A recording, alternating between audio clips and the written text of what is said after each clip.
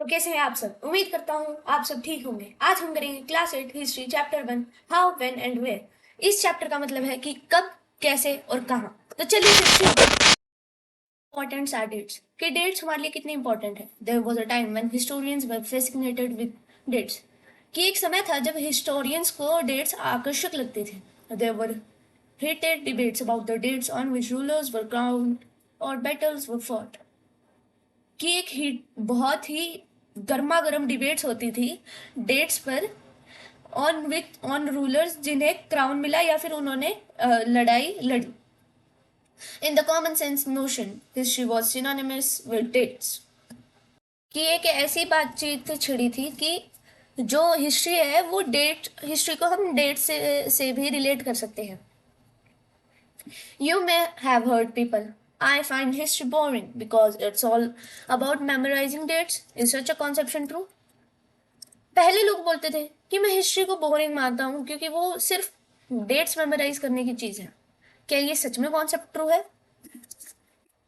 History is certainly about changes that occur over time. It is about finding out how things were in the past and how things have changed. कि history है एक, history हमें दिखाती है कि कैसे कैसे कौन कौन से चेंजेस आए हैं टाइम टू टाइम। ये हमें ये भी दिखाती है कि थिंग्स पास्ट में कैसी थी और अब कैसे चेंज हो गई है। As soon as we compare the past with the present we refer to time, we talk to before and after. जैसे जैसे हम कंपेयर करते हैं पास्ट को प्रेजेंट से, हम टाइम को रेफर करते हैं, हम बिफोर एंड आफ्टर के बारे में बात करते हैं। Living in the world we do not always ask historical questions about what we see around us. कि हम ऐसी दुनिया में जी रहे हैं कि जहाँ पे हमें हमेशा हिस्टोरिकल क्वेश्चंस नहीं पूछे जाते हैं कि हम क्या अपने आसपास देखते हैं। We take things for granted as if what we see has always been the world we inhabit। A few moments later. For granted को as if what we see has always been in the world we inhabit। as हम देखते हैं कि हम ऐसी world में हैं जो हमेशा से inhabit थी।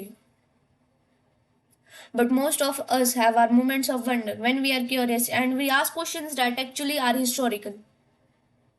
पर हम में से बहुत ज़्यादातर सोचते हैं कि हम क्यूरियस होते हैं, हम क्वेश्चंस को पूछते हैं जो कि एक हिस्ट्री से रिलेटेड है। Watching someone sip a cup of tea at a road side tea stall you may wonder कि किसी को चाय की चुस्की लेते हुए देखना एक रोड साइड टी स्टॉल पर हमें एक चीज का ख्याल लाता है कि when did people begin to drink tea और कॉफी, कि लोगों ने चाय या कॉफी को पीना कब शुरू किया। Looking out of the Windows of a train you may ask yourself, रेलगाड़ी की विंडो से बाहर देखते हुए हम ये भी पूछ सकते हैं खुद से कि when were railways built and how did people travel long distances before the age of railways. कि रेलवेज बनी कब और जब बनी उससे पहले लोग कैसे ट्रैवल करते थे लॉन्ग डिस्टेंसेस को। Reading the newspaper in the morning you may be curious to know how people got to hear about things before newspaper begin to be printed. अखबार पढ़ते हुए सुबह आप ये भी सोचते होंगे कि जब अखबार आए नहीं थे तो तब पीपल कैसे जान पाते थे सारी चीजों के बारे में। हमें एक फिगर दिखाया जा रहा है जिसमें Brahmins offering the shastras to Britannia for frontispiece to the first map produced by James Rennell, जिसमें एक ब्राह्मण ऑफर करता है शास्त्र ब्रिटानिया को, जिसमें एक फ्रंटिपीस था फर्स्ट मैप का जो कि प्रोड्यूस हुआ था जेम्स रेनेवल ने किया था 1782 में। रेनेवल was asked by Robert Clive to produce maps of Hindustan, an enthusiastic supporter of British conquest of India। Renal को रॉबर्ट क्लाइव ने पूछा था कि मैप्स प्रोड्यूस करने के लिए हिंदुस्तान के लिए, एक बहुत बड़ा एंथुजियास्टिक सपोर्टर था ब्रिटिश कन्क्वेस्ट का of India. Renewal saw preparation of maps as essential to the process of domination। Renal ने प्रिपरेशन ऑफ मैप्स को एक जरूरी चीज समझी प्रोसेस ऑफ डोमिनेशन के लिए। The picture here tries to suggest that Indians willingly gave over their ancient text to Britannia. ये जो पिक्चर है ये सजेस्ट करना चाहती है कि जो इंडियंस है वो विलिंगली अपने एशियन टेक्स्ट ब्रिटानिया को दे रहे हैं, the symbol of British power. Britannia है वो एक सिंबल है ब्रिटिश पावर का, as if asking her to become the protector of Indian culture, कि उसको पूछते हुए कि क्या वो एक हमारे इंडियन कल्चर का प्रोटेक्टर बनेगा। All such historical questions refers back to notions of time, but time does not have to be always precisely dated in terms of a particular year or a month. ये सब historical question हैं जो वो back to notions of time को refer करते हैं, but time does not have to be always precisely dated in terms of particular year और month. पर जो समय है वो हमेशा डेटेड नहीं होना चाहिए इस पर्टिकुलर ईयर के या पर्टिकुलर मंथ के। Sometimes it is actually incorrect to fix precise dates to process that happens over a period of time. कि कभी कभार बहुत गलत होता है कि डेट्स को प्रिसाइज करना टू प्रोसेस कि एक पीरियड ऑफ टाइम में क्या हुआ था। People in India did not begin drinking tea one fine day. जो पीपल है, जो भारतीय जनता है, उन्होंने चाय को पीना एक किसी ऐसे ही दिन में पीना शुरू नहीं कर दिया था। They developed a taste for it over time. उन्होंने उसके लिए एक टेस्ट बनाया time to time. There can be one clear date for a process such as this. कि इसके लिए कोई क्लियर डेट नहीं हो सकती ऐसे प्रोसेसेस के लिए जैसे कि यह चाय पीने वाला example. Similarly, we cannot fix one single date on which British rule was established. कि ऐसे ही हम ये एक डेट फिक्स नहीं कर सकते हैं कि ब्रिटिश रूल कब इस्टेब्लिश हुआ था और द नेशनल मूवमेंट स्टार्टेड, और जो नेशनल मूवमेंट है वो कब स्टार्ट हुआ था, और changes took place within the economy and society. All this things happened over stretch of time. We can only refer to a span of time. और changes जो इकोनॉमी और society के साथ प्लेस हुए, ये हम एक स्पैन ऑफ टाइम के लिए रेफर कर सकते हैं, एक अप्रोक्सीमेट पीरियड जिसके अंदर हमें चेंजेस विजिबल थे। Why then do we continue to associate history with a string of dates? फिर भी हम क्यों हिस्ट्री को एक स्ट्रिंग ऑफ डेट्स से वो एसोसिएट करते रहते हैं? This association has a reason. इसका भी एक रीजन है। There was a time when history was an account of battles and big events. कि एक समय था जब हिस्ट्री जो थी वो एक रिकॉर्ड था बैटल्स के और बड़े बड़े इवेंट्स के। It was about rulers and their policies. ये सब रूलर्स और उनकी पॉलिसीज के बारे में था। Historians wrote about the year a king was crowned, the year he married, the year he had a child, the year he fought a particular war, the year he died. जो historians हैं वो लिखते थे कि एक राजा को राजगद्दी कब मिली, वो कब शादीशुदा हुआ, कब उसके बच्चे हुए, कब उसने कोई एक वॉर लड़ी और कब वो मरा।